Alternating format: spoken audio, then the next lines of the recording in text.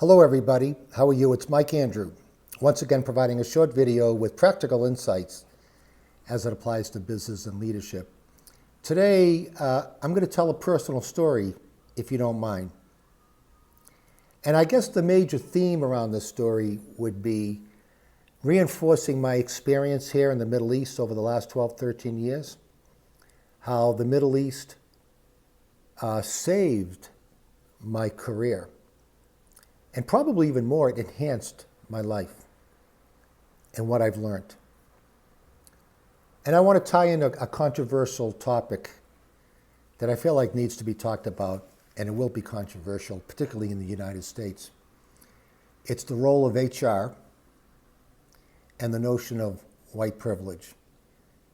HR means well, but from my experience in the US, they don't do well. And white privilege has its merit, but not as much as we hear about. You know, when I was younger, a young guy out of college, I remember working for this big company and working full-time. And over, I think it was like a 6-year period, I went to school evenings over 6 years to get 2 postgraduate degrees. That's hard work. And I applaud anyone that would do something like that. It's hard work. I was young, I wanted it, that was my ambition. And I did it, and I'm glad I did it. It wasn't privilege, it just came from hard work. When I was with another big company, I was up for a promotion. And the big boss pulled me aside and said, Mike, you know, I'd like to give you this promotion, but I cannot. I'm being measured on affirmative action goals, and it has to go to this person. And you know, I accepted that, I supported it, because that person was also deserving. But I didn't whine and sulk. You know, my promotion came eventually down the road. But back then, you know, I saw the need for it. I understood. No bitter, no anger, just acceptance and support from me. I had a business for about 10 years. It was the greatest time in my life. And for a period there, I had enormous success. I'm going like this, the upward track. Incredible success, beyond my best case scenario. And after 9/11, I had tremendous failure. So I experienced the highs, I experienced the lows. I lost everything. I lost all my money, I lost much of my assets. I took a chance on the business, and it was working tremendously until 9/11. Then the economy crashed, which affected my business. So then what happened? I applied for work, nothing. I applied, nothing. HR, nothing. I was getting too old, and I was a consultant for too long. That's what they said. They said I was a consultant for too long. They didn't say I was too old, because they're not supposed to. They get in trouble for that. But that's the case. Finally, one company hired me, and from the day they hired me, every quarter the results went down and down and down. And after 18 months, the company just disappeared. And now I'm applying for work again, getting nowhere, applying. And you probably have some of you may know my background. I don't want to talk about it. You can look it up on LinkedIn, but it's a pretty extensive background. No interviews, no phone calls, nothing. Why? Is that white privilege? No. Is that age? Probably. All of a sudden, I get an unexpected call from some friends in the Middle East, in the United Arab Emirates, out of Abu Dhabi. They flew me out. First class. I meet with them. They said, nice to see you. We restructured. Here's a job. Would you like it? And I'm joking with them. I said, you're kidding me. You couldn't just tell me this over the phone? They said, yeah, we could have, Mike, but we wanted to see you. It's been a while. Relationships. You know what they valued out there? Relationships and your ability to bring in your expertise to make some change and produce results. That's what they valued. They didn't care how old I was getting. So it wasn't even an interview, it was a hello session. They explained to me the restructuring, and here's the role, and when can I start? So I took the job. And then, you know, at some point, about 5 years later, I was turning 60, and it's a semi-government, so by law, I had to retire. Within weeks, this company in STC hired me. They didn't care about my age. All they cared about was my background, my experience, my knowledge, what I can bring to make change and achieve results.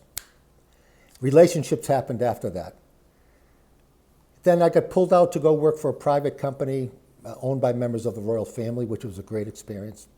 And then sometime after that, I came back to the original company in Saudi Arabia.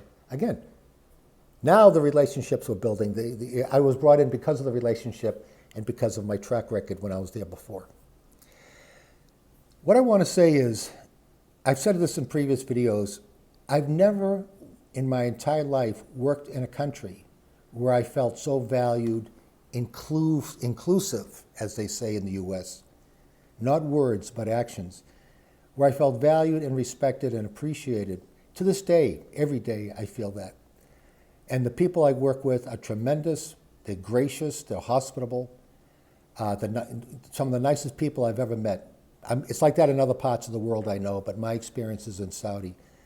Hardworking people, proud of their country, watch where they're going with this Vision 2030. There's very little divisiveness. They're all on board, moving forward. So the Middle East saved my career, not the United States, and certainly not HR. One other quick story. When I moved to the Middle East in 2009, I figured 6 months tops, then I'll be back in the US. So what did I do? Every week, I aggressively applied online, on Monster.com, on LinkedIn, and I averaged about 10 jobs a week. Multiply that times 50 weeks, that's 500 jobs a year, times 10 years, 5,000 jobs. Now, I didn't work at that pace of applying, 10 jobs a week over that long, but let's say I applied for 3,000 jobs over that 10-year period. Not one phone call, not one interview. That's HR in the United States. That's HR. That's age discrimination. They say they don't discriminate by age, but they do. And that's certainly not white privilege. I did get one call, by the way, from the US, but it was for a company I didn't apply to. It was a Fortune 10 company. The higher-ups knew about me, heard about me. They told HR, call this guy. So HR jumped because the top people said so. Age didn't matter to HR then, and age didn't matter to the top people. They wanted someone with that experience and background. I ended up not taking that job. I stayed in the Middle East. But, so I want to share with that, just the people in the Middle East, the hospitality, the graciousness, the level of respect that they've given me, because they appreciate the relationship and they appreciate my background and experience and knowledge and what I can do to bring change and produce results. That's all that matters to them. Never did I get that from HR in the United States after 3,000 job applications and not one interview, not one phone call.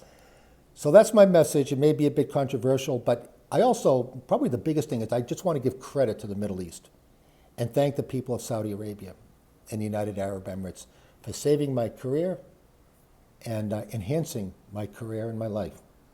Thank you very much. We'll see you next time.